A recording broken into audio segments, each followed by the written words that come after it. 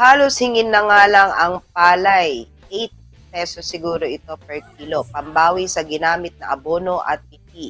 Kulang pang pambayad sa pinagbentahan.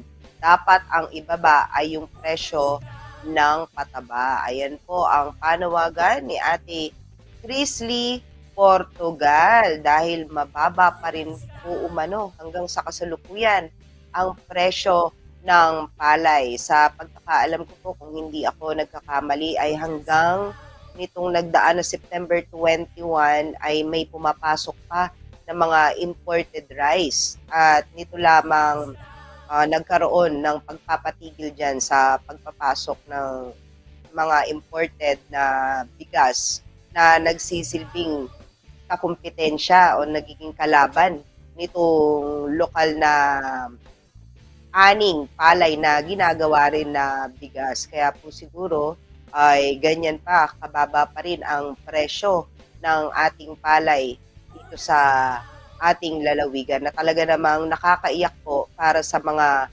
magsasaka dahil sabi nga ni Ate Chrisley ay mahal yung mga inputs kagaya nga po ng fertilizer. Kaya yan ang kanyang panawagan sa ating pamahalaan ay maibaba yung presyo ng inputs.